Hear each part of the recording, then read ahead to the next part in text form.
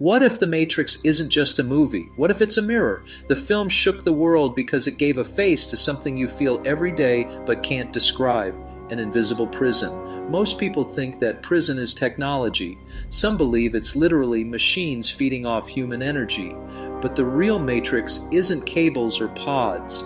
It's the cage inside your own mind. The walls of that cage are the paradigms you inherited without ever questioning. The guards are the subconscious beliefs you absorbed before you were 8 years old. They tell you what's real, what's possible, and who you are. But what if the truest reality is beyond the physical, beyond the stories you've been told about yourself? Are you brave enough to look? The study of the mind didn't begin in Silicon Valley. It goes back thousands of years. Ancient mystery schools obsessed over the link between spirit and matter, mind and reality. Their secrets were handed down through priests and rulers. And those rulers learned quickly: control the mind and you control the body. This is not conjecture. Look at ancient Egypt. Pharaohs didn't just rule by force. They ruled through symbols, rituals, and architecture. They declared themselves divine, embedding the belief into the subconscious of the masses. Hieroglyphs, temples, and sacred ceremonies were early psychological operations. They linked power with awe. They trained the people to see their rulers as gods. The technique never died, it just evolved. In 5th century BCE Greece, sophists turned manipulation into an art form.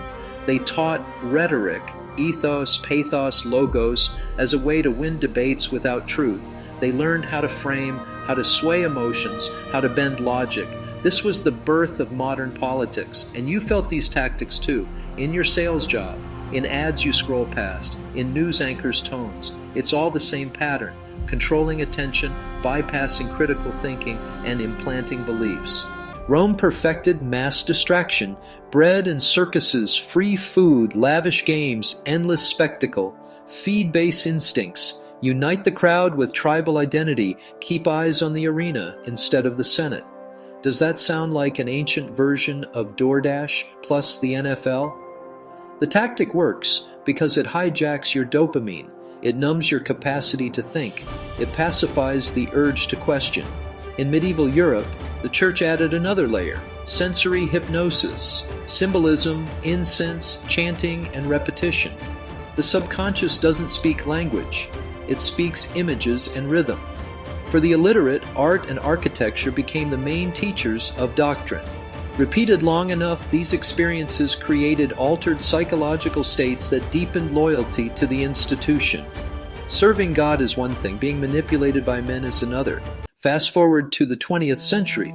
Freud unlocked the subconscious. His nephew, Edward Bernays, weaponized it.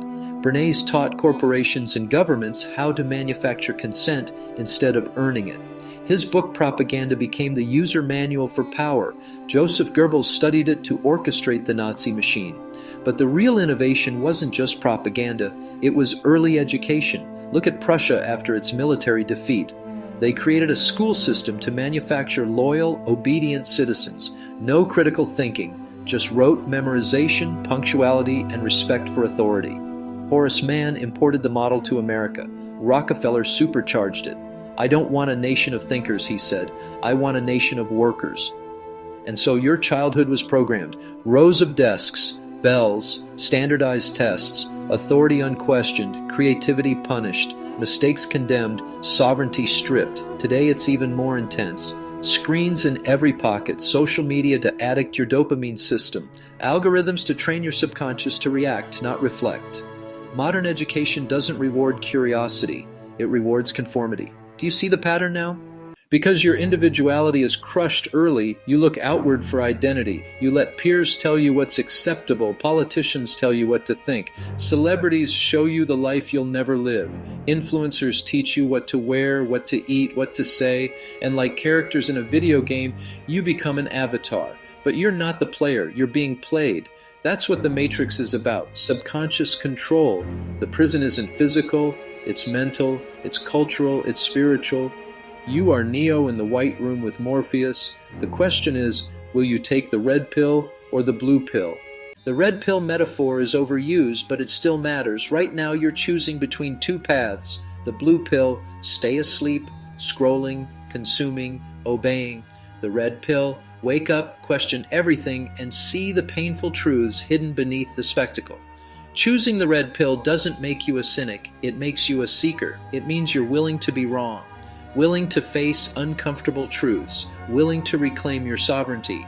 But understand, the red pill comes with a price. Once you see the illusion, you can't unsee it. You'll be judged, mocked, attacked. You'll carry psychological burdens others can't handle, but you'll also find freedom. Which will you choose? Here you are, the white room, 2 pills in front of you. Which will you choose? Will you keep scrolling, accepting the narratives fed to you by systems that profit from your obedience? Or will you take the red pill, not a pill of answers, but a pill of questions? What if the real choice is not between truth and lies, but between curiosity and comfort? What if truth was never something you were meant to own, but something you were meant to seek? Are you willing to walk away from certainty and step into the unknown? Are you willing to let go of the matrix, not just outside of you, but inside of you? Like this video if it stirred something inside you. Comment with the one illusion you're beginning to question. And subscribe if you're committed to living as a seeker, not a slave. Because the matrix is not just a movie, it's the world you live in. And freedom begins the moment you start asking, what if?